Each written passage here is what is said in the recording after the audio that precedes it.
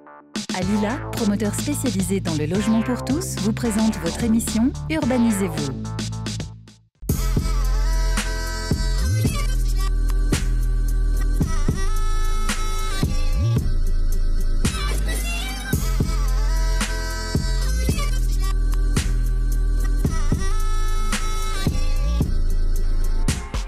Bonjour et bienvenue à La Confluence. Derrière moi, vous apercevez l'autopont Pasteur qui permet à la Sète de se déverser au cœur de notre ville. Ce sera bientôt de l'histoire ancienne.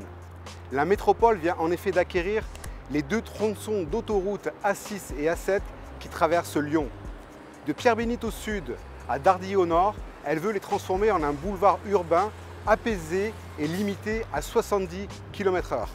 Un chantier qui va considérablement modifier les entrées de ville et ce dès 2020. Objectif, inciter les véhicules en transit à contourner le centre et offrir aux Grands Lyonnais de nouveaux modes de déplacement. On y va ?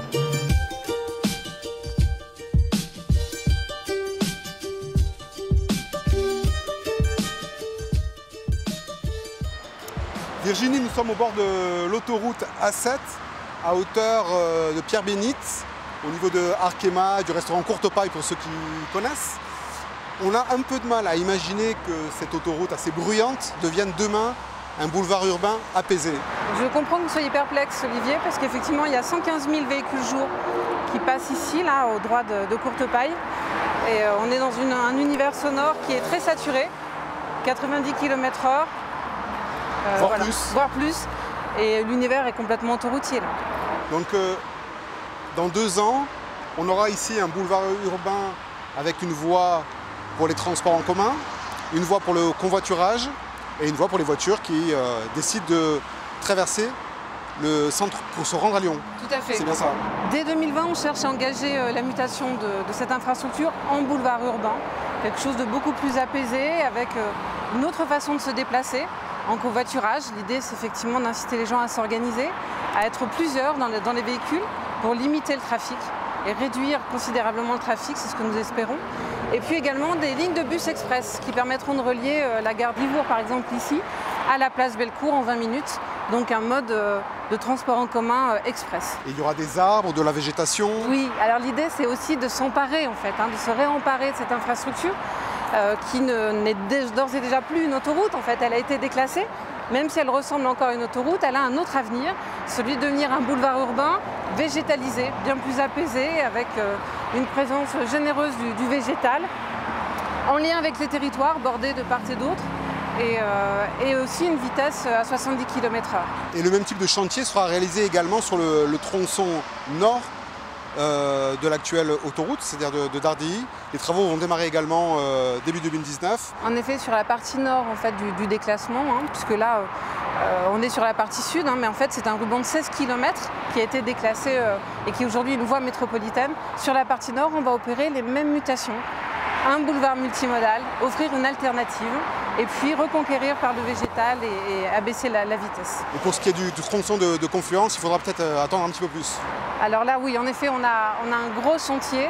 On va néanmoins commencer à requalifier le quai Perrache pour donner à voir ce que sera le futur boulevard urbain en 2030. Ce que je vous propose, c'est justement d'aller voir à quoi va ressembler le quai Perrache dans 10 ans. Volontiers, allons-y.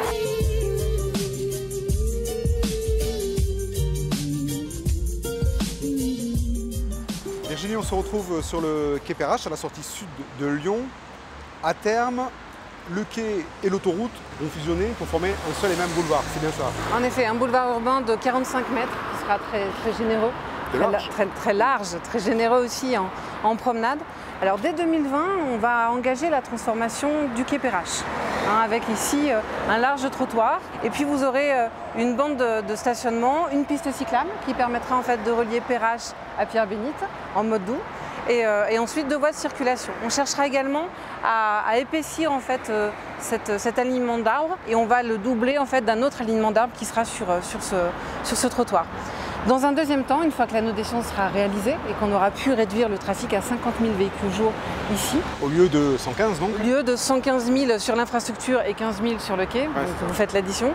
En fait, une fois qu'on aura réussi à réduire à 50 000 véhicules jour, on pourra vraiment changer d'univers Et de l'autre côté, finalement, s'emparer vraiment de l'infrastructure et pouvoir mettre 2 voies de circulation automobile, une voie de bus également, et une large promenade. C'est-à-dire qu'on pourra marcher à pied le long du Rhône. On pourra déambuler très longuement jusqu'à Pierre-Bénite. Jusqu'à la Solée au moins, jusqu'à Pierre-Bénite en effet. Et là, finalement, la mutation sera terminée. D'accord. Et 2030, donc il faudra attendre que l'anneau des sciences voit le jour pour...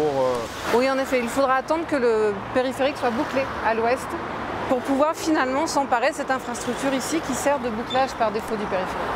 Alors il y a un autre projet qui est aussi dans les tuyaux actuellement, c'est une façon de relier Gerland à la Confluence avec ce qu'on appelle aujourd'hui le pont des Girondins. C'est ça, à l'horizon 2030, on aura effectivement le pont des Girondins qui permettra de relier le quartier de Gerland au quartier de Confluence.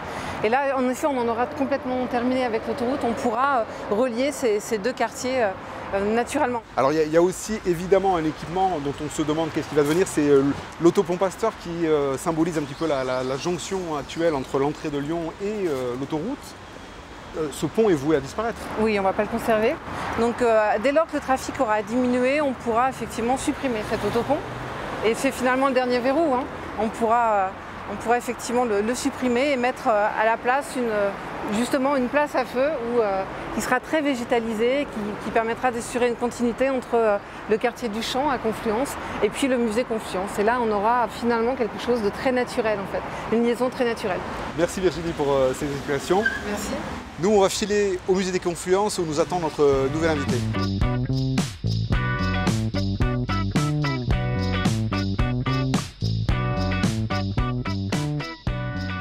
Monsieur le Président, bonjour. Bonjour. La métropole a acquis les 2 tronçons d'autoroute il y a moins d'1 an. Les travaux vont démarrer du futur boulevard urbain vont démarrer dans quelques semaines, quelques mois. Pourquoi y a-t-il urgence à intervenir ?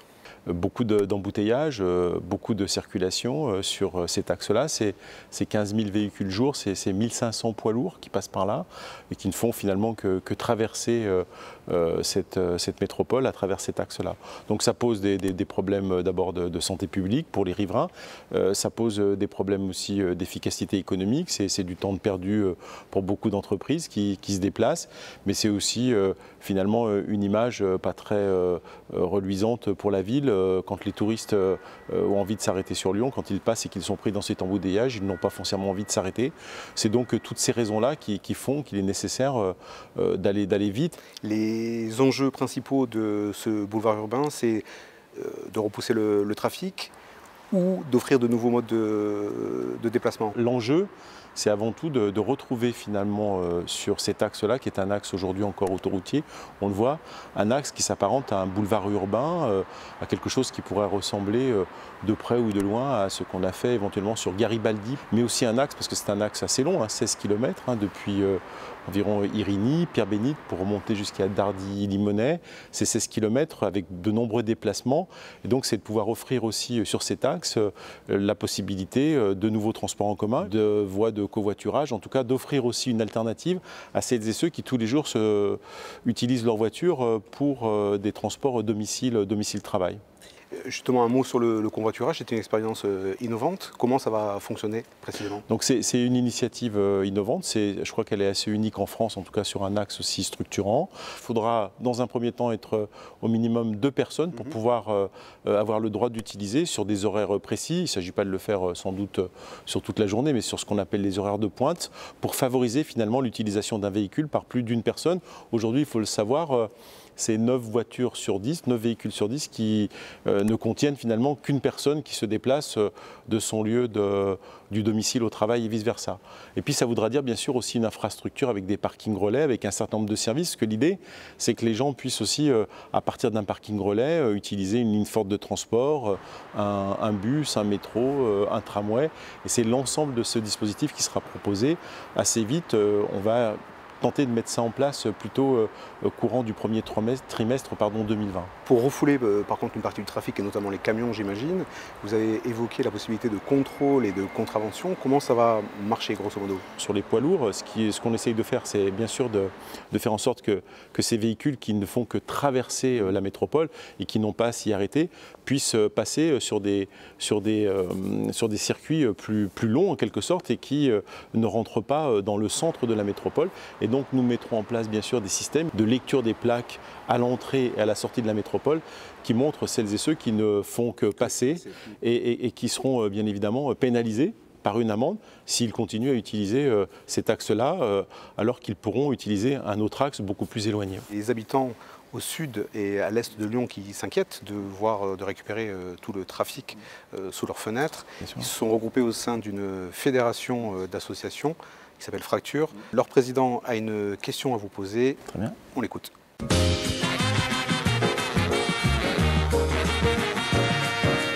Monsieur Klimmelfeld, du fait du déclassement de la 6 à 7, vous avez transféré la pollution due aux camions en transit et bientôt celle des voitures sur la 46 Sud, autoroute qui relie Ternay jusqu'à Saint-Priest et qui longe des communes comme Mions ou Corba qui font partie elles aussi de la métropole, ou Chaponais ou Communet qui font partie du plan de protection de l'atmosphère car elles dépassent régulièrement les normes émises par l'OMS et la CE.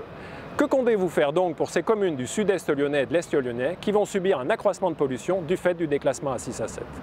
Je comprends, et je l'ai toujours dit, les inquiétudes a priori des habitants qui ne sont pas le long de cet axe à 6 à 7. Ils se disent mais qu'est-ce qu'ils sont en train de faire?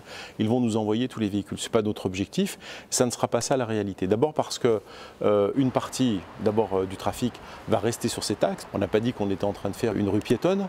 On a l'anneau des sciences qui va se construire dès 2022, qui absorbera une partie pour celles et ceux qui vont sur l'ouest de la métropole. Et puis nous allons faire un certain nombre de choses. D'abord faire un certain nombre d'aménagements sur la 46 qui va passer sur la 46 Sud à 2 fois 3 voies, le NEC à 2 fois 2 voies, ce qui va donner de l'oxygène. On va travailler techniquement ce qu'on appelle le nœud de Ternay avec des tas d'entrées et de sorties. Il faut l'améliorer pour améliorer la fluidité. L'objectif aussi, c'est de faire en sorte que les trafics qui n'ont rien à faire dans la métropole aillent plutôt sur la 432, ce qui va, avec le déclassement de la 6 à 7, améliorer bien sûr la situation sur la 6 à 7, mais qui va l'améliorer aussi sur la rocade Est et sur le boulevard Laurent-Bonnevet, parce qu'on parle souvent de la rocade Est, mais le boulevard Laurent-Bonnevet aussi connaît beaucoup de trafic, et donc il est nécessaire aussi de pouvoir détourner ces véhicules. Lyon, ville exemplaire en termes de développement durable, est-ce que ça peut être un axe pour les futures élections de 2020? Ça doit être un axe d'abord parce qu'on l'a vu, hein, les jours qui viennent de s'écouler ont montré une mobilisation citoyenne extrêmement forte autour de toutes ces questions de transition énergétique et du climat. En tout cas, moi je suis prêt à porter ce combat parce que je pense que c'est quelque chose qui est extrêmement important pour l'avenir de la planète et donc l'avenir de notre territoire. Et ça sera, je l'espère, en tout cas un axe fort de campagne pour l'ensemble des candidats. Merci pour vos réponses. Merci beaucoup. C'est fini pour cette émission d'Urbanisez-vous. On se retrouve le mois prochain. D'ici là, vous pouvez suivre l'actualité de l'urbanisme et de l'immobilier en vous procurant le magazine Nouveau Lyon qui vient justement de sortir. Merci, à très vite.